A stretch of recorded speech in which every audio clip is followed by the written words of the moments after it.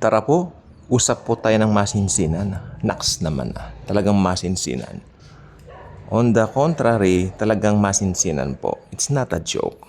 It's something na napapansin ko. Actually, marami na po nagsabi nito sa akin. At marami na rin po akong vlogs na napanood regarding this. Pero ito yung vlog ko na kung saan sasabihin ko yung mga observations ko according sa experience ko dito sa mga taong ito. Okay, meron po kasi akong isang kamag-anak na ganito ang tawag dito, situation. Okay, ito po yung mga tinatawag nating mga false converts. False, I mean, yeah, people nowadays are looking for something. Actually, hindi ko po mahanapan ng word. Ano ba yung hinahanap nila? Maaring may void sa puso nila, pero ang malungkot pong yan, yung void na hinahanap nila sa mga puso nila, hindi nila alam yung totoong void. I mean, yung totoong kakulangan, hindi nila alam. Okay, like for example, ganito po.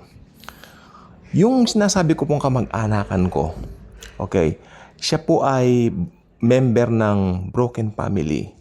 Yung tiyahin ko at saka yung tiyuhin ko ay nagkahiwalay. Ano? Yung tiyahin ko ang kamag-anak ko, bali tiyuhin na rin ang tawag ko. Bali ito po ay kaasin ko, no? Siya po ay member or product ng isang broken family. Makinig po tayong mabuti. Baka isa po kayo sa mga ganito. Lumaki po itong taong ito, talking to my cousin, na talagang merong lack, L-A-C-K, kakulangan kung tawagin sa Tagalog. Hanggang one time, doon sa dating inaatinan kong institutional church, no? Ito pong pinsan kong ito ay nagandahan ng husto doon sa church na yon dahil air condition, nagkaroon siya ng mga barkada, nagkaroon siya ng sense of belonging. You know what I mean? Isinama siya sa isang group. And yet, there and there, hindi ko napapansin na meron siyang, meron siyang growth, no? Yung lumalago, wala eh. Pero gusto niya laging sumasama sa mga youth camp. Last decade, usong-uso po yung mga youth camp. Ngayon, nasa 20s na po niya siya eh. Last year, mga 13 siya, no? 14 siya. Okay, nasa 20s na po siya ngayon. I think he's 23 right now, yung pinsan ko. Kaya sabi ko, last decade, itong cousin kong ito, panay sa youth camp. Kuya, saan bang youth camp? Ay, hindi ako sasama. Ganon. Pero siya, sumasama siya. Lagi siyang aktibo doon sa institutional church na yon. During that time kasi, tinatabangan na ako doon sa church na yon kasi may mga nakikita na akong mali sa pamamaraan. Unang-una, yung tinatawag na, anong tawag dito? Yung manipulation, nakikita ko na roon. Pero siya, hindi niya inda yun. Okay, siya gusto niya yung tinatawag na comfort. Okay, air condition yung room, ganyan. Tapos, nagkaroon ng gawain ng Panginoon dun sa isang lugar na hindi naman air condition. Inimbita ko itong pinsan kong ito. Hindi siya pumunta.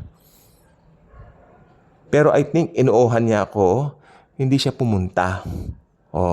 Na pag-alaman ko na tumitingin sa comfort, maganda yung lugar, meron siya mga ka-jamming, Nagkaroon siya ng barkada doon. Nagkaroon siya ng mga barkada. Yun ang hinanap niya. Kasi yung church na yan, yung institutional church na yan, meron ding hawak na eskwela, na school, na rinaran nga nung pastor. Pastor ang nagraran. Kumbaga parang, talagang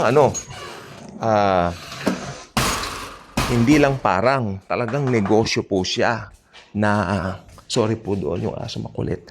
Negosyo po talaga na matatawag po itong institutional church na ito. Kaya nagkaroon siya ng mga barkada until, nagkabisyo na, makinig po mabuti, nagkabisyo na, ganun, up to now, until now. Binigyan ko siya ng Bible last month, kung hindi ako nagkakamali, I gave him a Bible. At hindi ko alam kung binasa niya, pero I think itong taong ito talagang wala. Ito po sinasabi ko po sa inyo, ito naman po bungad lang po ito na naobserbahan ko. Ngayon, ang dami pong mga ganyan, mga false converts. Kasi unang-una, baka hindi naman po i-present yung gospel sa kanila. Doon sa kanilang ina-attendan na yan. Okay? Baka hindi naman po sa kanila ito i-present, kaya false converts po sila. Okay? Yung iba naman po, pag nakarinig ng Bible study, iba sumasama kasi sila po ay lugmok ng problema, down na down. Pero pagdating doon sa Bible study, bibigyan lang sila ng mga comforting verse. Hindi po masama yun, ha? Mga comforting verse, ganyan-ganyan. For I know the plans I have for you. Yan, paborito nila yan eh. Tapos gagaan ang kalooban yun. Siyempre, on the natural, gagaan po eh. Maski unbeliever eh. Natural po yan eh. So, gumagaan yung pakiramdam nila. Pero, hindi sila interesado kay Jesus Christ. They're not interested. Makikita po ninyo yan. Kaya false converts, nandoon sila kasi gumaan yung pakiramdam nila. Gumaan yung pakiramdam nila. Pero yung magbasa ng Bible, hindi. Yung iba nga dyan, maski pinatanggap na talagang sumasabay lang. Kaya sabi ko yan, mga altar call, unbiblical yan eh.